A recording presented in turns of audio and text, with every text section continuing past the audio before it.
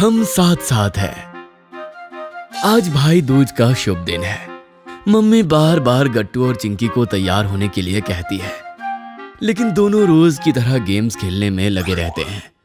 गट्टू और चिंकी चेस खेल रहे होते हैं और मम्मी दोनों को डांटती है। अरे ये क्या, सुबह सुबह फिर से खेल लेकर बैठ गए।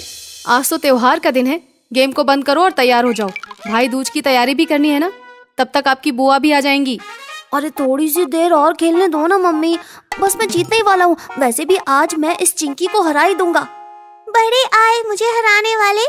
ये लो गट्टू, पहले मेरे घोड़े से अपनी रानी को तो बचो, उसके बाद मुझे हराना। अब तुम्हें हारने से कोई नहीं रोक सकता। खुद को हारता देखकर गट्टू को गुस्सा आता है और वो हाथ से तुरंत पूरे चेस की बाजी को ही पलट देता है और सब कुछ बिखर जाता है। सब गोटियां इधर उधर बिखर जाती है। ये देखकर चिंकी गुस्सा करती है। चीटर चीटर चीटर, जब भी हारने लगते हो तुम ऐसे ही सब कुछ उलट पलट कर रख देते हो। तुमको खेलना भी नहीं आता अच्छे से। चीटिंग तुमने की। मम्मी जब बात कर रही थी तुमने घोड़े की जगह बदल दी थी। तुम बड़ी चीटर हो। दोनों जोर जोर से लड़ाई करने लगते हैं। अरे अभी मैं बोल रही थी तब तो गेम को खत्म नहीं किया, अब खुद ही लड़कर बैठ गए। हाँ, आज त्योहार का दिन है, मत करो लड़ाई, भाई दूज का मुहूर्त निकल जाएगा। लेकिन दोनों का झगड़ा बहुत ज्यादा बढ़ जाता है। गट्टू, तुम जब भी हारने वाले होते हो तो ऐसे ही चीटिंग करते हो। मैं तुमसे अब बिल्कुल बात नहीं करूंगी। मुझे भी कुछ नहीं पड़ी, तुमने पक्का सबकी पोजीशन बदल दी थी जब मैं मम्मी से बात कर रहा था तब। असली चीटर तो तुम हो। जाओ, मैं तुमसे बात भी नहीं करूंगी, ना ही तुम्हारे साथ कभी भी खेलूंगी। तुम अपनी हार को डाइजेस्ट नहीं कर पाते हो। झगड़े के बाद दोनों एक दूसरे से बात करना बंद कर देते हैं। अरे तुम दोनों लड़ो मत। चिंकी जल्दी से तैयार हो जाओ, आज भाई दूज है। आज गट्टू को तिलक भी तो लगाना है ना। मैं नहीं लगाऊंगी उसको तिलक, वो मेरे साथ पहले तो लड़ाई करता है और फिर चीटिंग। मैंने उससे कट्टी कर ली है। तुम बड़ी सीधी हो जैसे, तुम भी हर बार ऐसे ही करती हो। अपने आप को ज्यादा स्मार्ट मत समझो। मुझे भी नहीं लगवाना तुमसे तिलक, मैं बाहर जा रहा हूँ। दादी भी दोनों को समझाने की कोशिश करती है। अरे मत लड़ो बच्चों, जल्दी से नहा धोकर तैयार हो जाओ। उधर चिंकी अपने कमरे में जाकर बैठ जाती है। गट्टू जब सोसाइटी के गार्डन में साइकिल से राउंड लगा रहा होता है तभी दूसरे मोहल्ले के कुछ बच्चे आकर उसको परेशान करने लगते हैं। अरे क्या साइकिल चला रहा है, पाँव पहुँचते भी नहीं तेरे तो पेडल पर। इतनी कम हाइट है तेरी, कूद कूद के साइकिल चलानी पड़ती है तेरे को तो। कम से कम हमसे ढंग से पैडल मारना ही सीख लो। फिर सारे बच्चे और जोर जोर से हंसने लगते हैं। ये देखकर गट्टू को जोरदार गुस्सा आता है। हटो मेरे रास्ते से, मेरी हाइट कम नहीं है। मैं तुम सबसे छोटा हूँ। तुम्हारी हाइट भी मेरी एज तक इतनी ही रही होगी, इसीलिए ज्यादा एटीट्यूड मत मारो। मुझे वैसे बहुत अच्छी साइकिल चलानी आती है। अच्छा रुको, मुझे चलाकर दिखाने दो साइकिल, फिर बताता हूँ। ये कहकर मोहित गट्टू से साइकिल ले लेता है और चलाने लगता है। अब मुझे राउंड लगाने दो, सीखो मुझसे कुछ। ये कहकर मोहित जैसे ही सीट पर बैठकर साइकिल मोड़ने लगता है वो नीचे गिर जाता है। उसको नीचा गिरा देखकर गट्टू जोर जोर से हंसने लगता है। अरे ये क्या हुआ? एक राउंड तो क्या, तुम तो साइकिल घुमा तक नहीं पाए। ये सब देखकर रंजन सकपका जाता है। वो मोहित से साइकिल लेकर चलाने लगता है, लेकिन वो भी अगले मोड़ पर गिर जाता है। ये क्या हो रहा है? एक काम करो, तुम सब मुझसे ट्यूशन ले लो। मेरे पाँव भले पैडल तक ना पहुँचते हो, लेकिन तुम सबसे अच्छी साइकिल चला लेता हूँ मैं। चिंकी ये सब खिड़की से देख रही होती है। उसको लगता है कि दूसरी सोसाइटी के लड़के गट्टू को तंग कर रहे हैं। उसको उन लड़कों पर बड़ा गुस्सा आता है। मेरे भाई से लड़ाई कर रहे हैं वो। अकेला है इसलिए अभी गुड्डी और बंटी को साथ लेकर जाती हूँ। चिंकी सब झगड़ा भुलाकर बाहर भागती है। वो साथ में बंटी और गुड्डी दोनों को बुला लेती है। क्या हुआ चिंकी, क्यों बुलाया? सब ठीक तो है ना? अरे देखो, वो दूसरी सोसाइटी के लड़के हमारी सोसाइटी में अक्सर आ जाते हैं। आज वो गट्टू से झगड़ा कर रहे हैं। हमारे होते हुए गट्टू अकेला नहीं हो सकता। अरे चिंता मत करो चिंकी, अभी जाकर बात करते हैं। चिंकी, बंटी और गुड्डी तीनों एक साथ गार्डन की तरफ दौड़ते हैं, जिधर तीनों बड़े लड़के अभी भी खड़े होते हैं। तभी चिंकी वहां पहुंच जाती है। ये मेरे भाई की साइकिल है, वो बहुत अच्छी साइकिलिंग करता है।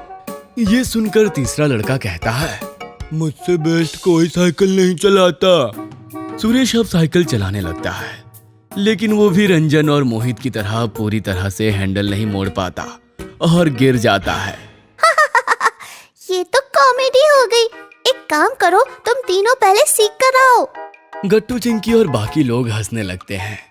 चिंकी के साथ सोसाइटी के चेयरमैन का बेटा श्याम भी होता है। वो कहता है, देखो मोहित, बहुत दिनों से मैं देख रहा हूँ तुम हमेशा यहाँ आ जाते हो। इस सोसाइटी के बच्चों को तंग करना छोड़ दो, वरना मैं चेयरमैन सर को बुला लाऊंगा और वो तुम्हारी मम्मी पापा से शिकायत कर देंगे। तुम अपनी सोसाइटी में ही खेला करो, हमारी सोसाइटी में आओगे तो प्रॉब्लम होती है। गट्टू और चिंकी अकेले नहीं है, हम सब उसके साथ है, हमारे फ्रेंड्स है। वो मेरा भाई है। अब उसकी साइकिल के हैंडल से हाथ हटा दो। इतने सारे लोगों को एक साथ देखकर सुरेश अब हैंडल से हाथ हटा देता है। उधर गट्टू चिंकी की बात सुनकर एकदम इमोशनल हो जाता है। वो सब मिलकर उन बड़े बच्चों का सामना करते हैं जो उन पर हावी होने की कोशिश कर रहे थे। एक तो तुम वैसे ही बार बार गिर पड़ रहे थे, इसीलिए वैसे भी हार मान ही लो। सबको एक साथ आया देखकर और साइकिल ना चला पाने की वजह से आखिरकार मोहित और बाकी बड़े बच्चे हार मानकर चले जाते हैं। ओके, गुस्सा मत करो, हम तो ऐसे ही इस साइड खेलने गए थे, अभी चुपचाप चले जाएंगे, लड़ाई मत करो। अब समझे छोटा पैकेट का कमाल। मोहित कुछ बोले बिना ही चुपचाप लौट जाता है। मोहित के जाते ही गट्टू एकदम खुश हो जाता है और वो सबको थैंक्स कहता है। आप सभी का बहुत बहुत थैंक्स। आप सभी को पता कैसे चला? लेकिन अरे थैंक्स तो चिंकी को बोलो, उसने ही तो हम सबको फटाफट बुलाया। अगर वो नहीं बताती तो हमें पता ही नहीं चलता कि मोहित अपने बाकी दोस्तों के साथ इधर आया है। ये सारा क्रेडिट तो चिंकी को जाता है। वैसे भी ये मोहित बहुत शैतानी करता है। मैं इसके बारे में अंकल को एक बार जरूर बताऊंगा, ताकि आगे से वो इधर के किसी बच्चे को तंग ना करे। हाँ, हमको चेयरमैन अंकल को ये बात बतानी चाहिए। आज तो आप लोग आ गए, हमेशा कौन आएगा? उधर गट्टू चिंकी को इमोशनल देखता है। तुम ठीक तो हो ना गट्टू? गट्टू दौड़कर चिंकी को गले लगाता है। बाकी सब उनको देखकर स्माइल करते हैं। उधर मम्मी और दादी भी ये सब दूर से देख रहे होते हैं। ये सब देखकर वो भी इमोशनल हो जाते हैं। मम्मी दादी को देखते हुए कहती है, देखा आपने, चिंकी ने कितनी तेजी से सबको बुला लिया गट्टू की मदद के लिए। दिन भर आपस में लड़ते रहते हैं, लेकिन आपस में कितना प्यार है आज ये दिख भी गया। भगवान करे इनका प्यार हमेशा बना रहे। दोनों अपने झगड़े को भूल कर एक दूसरे का साथ देते हैं। दोनों साइकिल लेकर घर की तरफ लौटते हैं। उनको आता देख मम्मी और दादी दोनों स्माइल करते हैं। गट्टू और चिंकी एक दूसरे को देखकर मुस्कुराते हैं। अरे क्या हुआ चिंकी, तुम तो गट्टू से नाराज थी ना? वो तो चीटर है ना? फिर ये सब क्या था? हाँ, चीटर तो वो है मम्मी। हमेशा चेस खेलते वक्त ऐसे ही चीटिंग करता है। मैं चीटर नहीं हूँ चिंकी, ऐसे मत बोलो। लो, फिर से लड़ाई शुरू हो गई तुम दोनों की। हाँ अब अंदर आओ, तैयार हो जाओ, टीका लगाने का समय जा रहा है। चिंकी और गट्टू दोनों फटाफट तैयार हो जाते हैं। एक छोटी सी थाली लेकर चिंकी आती है, जिसमें गट्टू की फेवरेट मिठाई रखी होती है। चलो गट्टू, बैठो जल्दी पाटे पर। उसके बाद चिंकी गट्टू के सर पर तिलक लगाती है और उसको मिठाई खिलाती है। गट्टू भी दूसरे हाथ से मिठाई उठाकर चिंकी को खिलाता है। ये लो चिंकी, तुम्हारा फेवरेट भी तो है, रसगुल्ला। गट्टू साइड से एक पैकेट निकालता है, जिसमें चिंकी के फेवरेट गिफ्ट होता है। चिंकी वो देखकर एकदम खुश हो जाती है। वाओ, कितना प्यारा गिफ्ट है। Thank you so much. तुम्हारा भी थैंक यू चिंकी। आज तुमने उस मोहित की सब अकड़ निकाल दी। अगर आज तुम वहाँ नहीं आती तो वो हमेशा मेरे को ऐसे ही तंग करता। गट्टू, चाहे कुछ भी हो जाए, मैं हमेशा तुम्हारे साथ रहूंगी। Don't worry. ये सब देखकर दादी कहती है, अरे कितना सुंदर दृश्य है ये। दोनों बच्चे कितने मैच्योर हो गए हो जैसे। हमेशा ऐसे ही साथ रहना मेरे बच्चों, चाहे तुम दोनों के बीच खुद कितनी भी लड़ाई हो जाए, बाहरी दुनिया के सामने हमेशा एकजुट रहना, परिवार और भाई बहन का बॉन्ड सबसे ऊपर होता है। चलो, मुझे प्रॉमिस करो तुम हमेशा साथ दोगे एक दूसरे का। प्रॉमिस दादी, आप टेंशन मत लो, इस चिंकी को खाली मैं ही तंग करूंगा बस।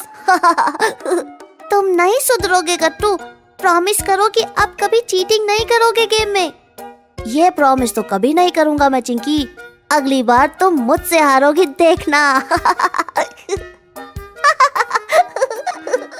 ये देखकर सब हंसने लगते हैं। अगर आपको हमारी वीडियोस पसंद आ रहे हैं तो इन्हें लाइक करें, कमेंट करें और सब्सक्राइब करें